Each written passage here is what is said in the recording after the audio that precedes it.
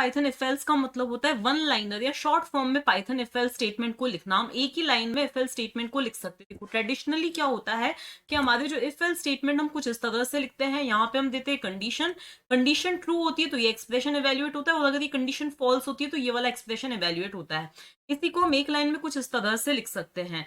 यहाँ पर हमने देखो, हम बोल रहे हैं कि रिजल्ट के अंदर एक्सप्रेशन 1 आना चाहिए अगर हमारी कंडीशन ट्रू हो तो, ओके।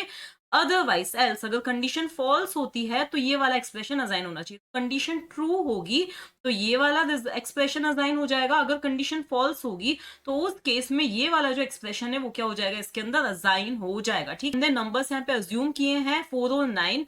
रिजल्ट के अंदर इवन आ जाएगा अगर हम x को 2 से डिवाइड करते हो और रिमाइंडर 0 आता है, ये हमारी जो है इवन नंबर की कंडीशन होती है। ठीक है, और अदरवाइज क्या आ जाएगा, ऑड आ जाएगा। तो यहाँ पर x की वैल्यू क्या है, 4 है, ये कंडीशन ट्रू हो रही है तो रिजल्ट के अंदर इवन असाइन हो जाएगा, और फिर क्या प्रिंट हो जाएगा, x इज इवन क्या हो जाएगा, प्रिंट हो जाएगा। असाइन ना करें, हम सीधे से प्रिंट कर दें, तो अगर ये कंडीशन ट्रू होती है तो इवन प्रिंट हो जाएगा, अगर ये वाली जो कंडीशन है वो फॉल्स हो जाती है तो उस केस में क्या प्रिंट हो जाएगा, सॉरी यहाँ पे मुझे क्या लिखना था, ऑड लिखना था, तो उस केस में क्या प्रिंट हो जाएगा, ऑड प्रिंट हो जाएगा।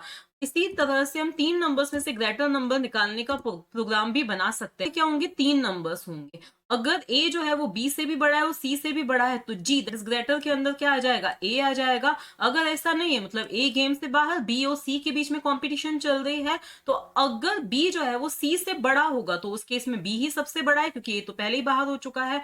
अगर ऐसा नहीं है तो a और b दोनों गेम से बाहर, और क्या असाइन हो जाएगा, इसके अंदर c असाइन हो जाएगा।